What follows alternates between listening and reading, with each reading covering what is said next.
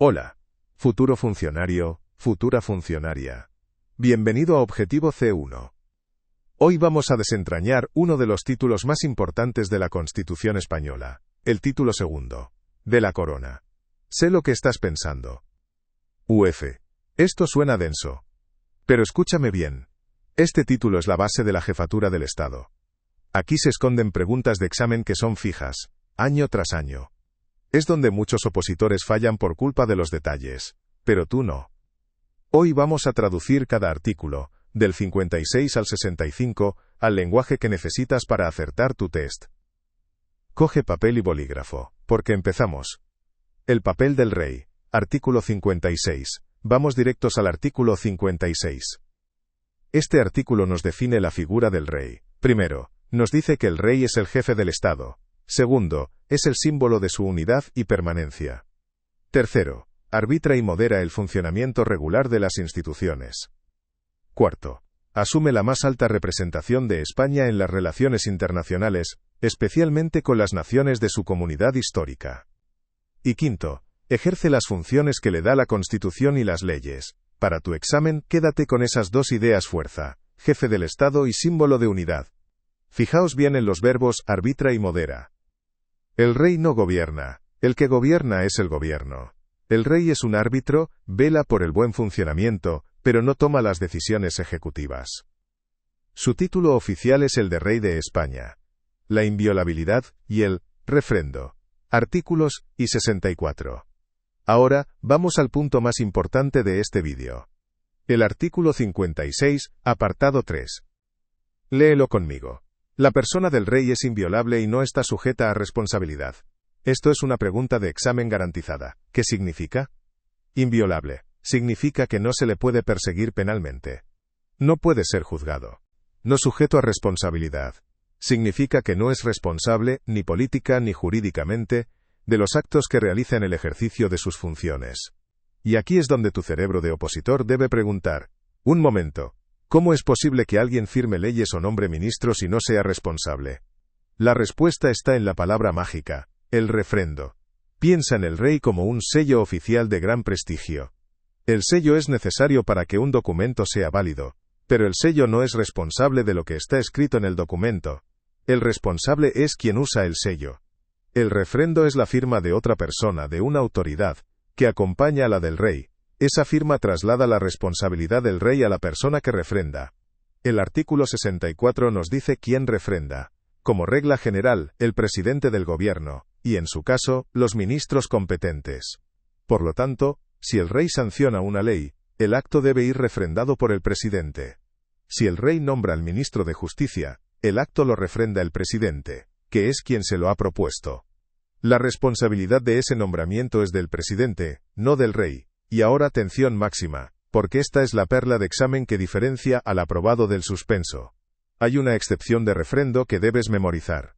Para la propuesta y el nombramiento del presidente del gobierno, y para la disolución de las Cortes prevista en el artículo 99, aquella que ocurre si no se consigue investir a un presidente, quien refrenda es el presidente del Congreso. Es la trampa típica. Os preguntarán quién refrenda la propuesta de candidato a presidente, y muchos caeréis poniendo el presidente del gobierno. Pero si todavía no hay presidente del gobierno, por eso se le está proponiendo. Quien refrenda es el presidente del Congreso. Recuerda, los actos del rey sin refrendo no tienen validez, salvo una excepción que veremos ahora mismo. La gran excepción al refrendo. Artículo 65. Y como en toda buena ley, hay una excepción a la regla.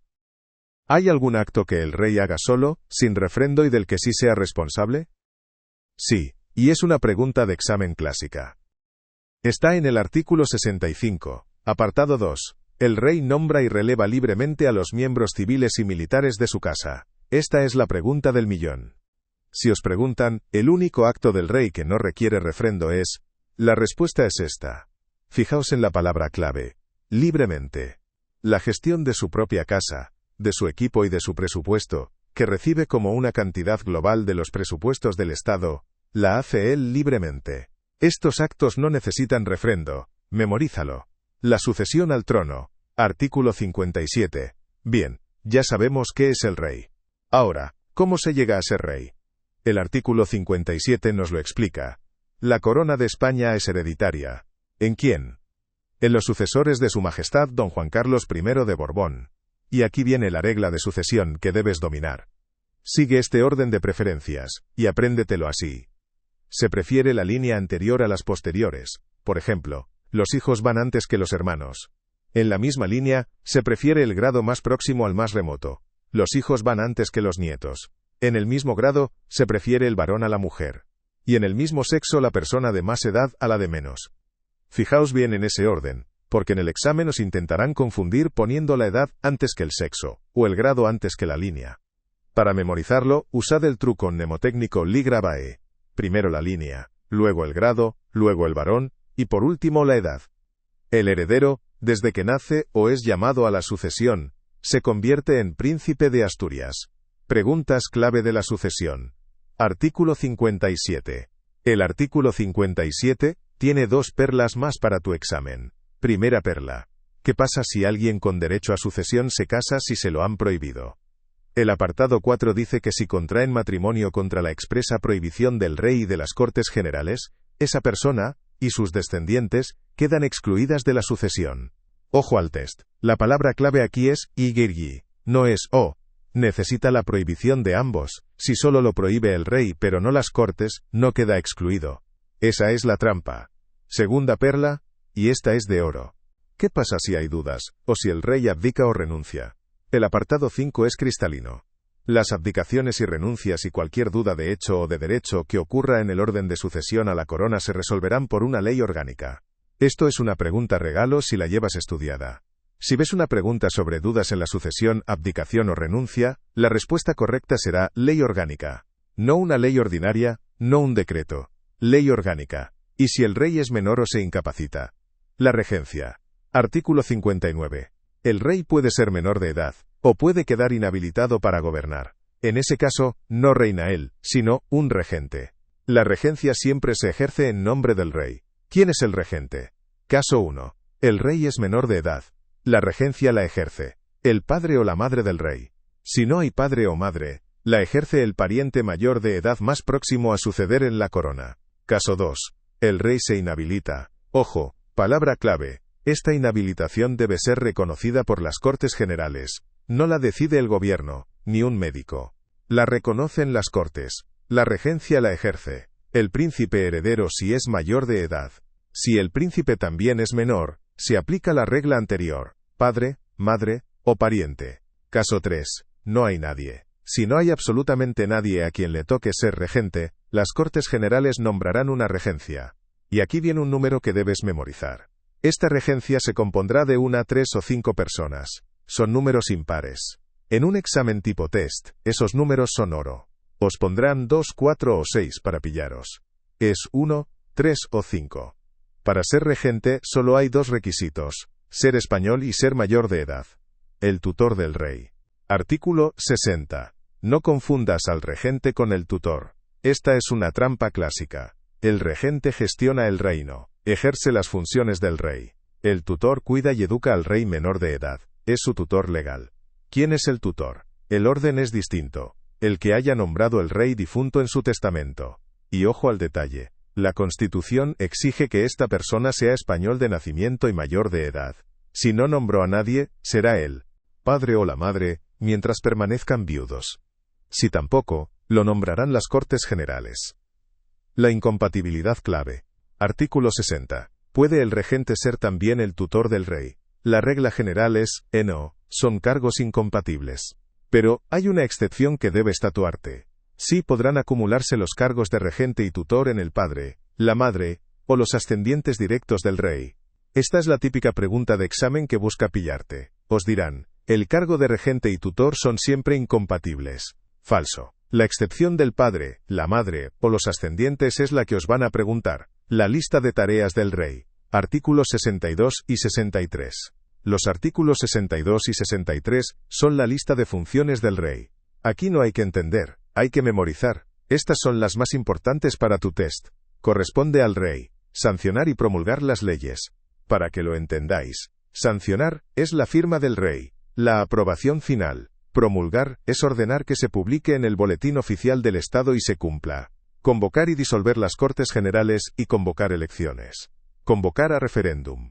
Proponer el candidato a presidente del gobierno, y en su caso, nombrarlo. Nombrar y separar a los miembros del gobierno, a propuesta de su presidente. Presidir el Consejo de Ministros cuando quiera, si se lo pide el presidente. El mando supremo de las Fuerzas Armadas. Ejercer el derecho de gracia. Los indultos. Pero ojo, la Constitución es tajante. Nunca podrá autorizar indultos generales. Generales nunca. Individuales, sí. Acreditar a los embajadores. Declarar la guerra y hacer la paz, pero siempre con previa autorización de las Cortes Generales. Él no se levanta un día y declara una guerra. Necesita esa autorización. El juramento, artículo 61, y el consorte, artículo 58. Dos artículos rápidos para terminar. Artículo 61. El rey, al ser proclamado, presta juramento ante las Cortes Generales. ¿Quién más jura? Memorizad las tres figuras. El rey, al ser proclamado, el príncipe heredero. Al cumplir la mayoría de edad, y el regente, al empezar sus funciones. No jura el tutor, por ejemplo. Artículo 58. ¿Qué pasa con la reina consorte o el consorte del rey? La norma es clara. No podrán asumir funciones constitucionales salvo lo que se dispone para la regencia. Como vimos, la madre o el padre del rey menor puede ser regente. Conclusión. Repaso vital. Muy bien. Has aguantado. Vamos a repasar los 4 puntos vitales que tienes que llevarte de este vídeo. Inviolabilidad y refrendo. El rey es inviolable y no responsable, porque sus actos son refrendados por el presidente, los ministros o en casos tasados, el presidente del Congreso. Quien refrenda, es responsable. La excepción. El único acto que el rey hace libremente y sin refrendo, es nombrar al personal de su casa. Artículo 65, apartado 2. Dudas en la sucesión. Cualquier abdicación, renuncia o duda sobre la corona, se resuelve mediante ley orgánica. Regente vs tutor. No los confundas. El regente gobierna el reino. El tutor cuida al menor. Regla general. Son incompatibles.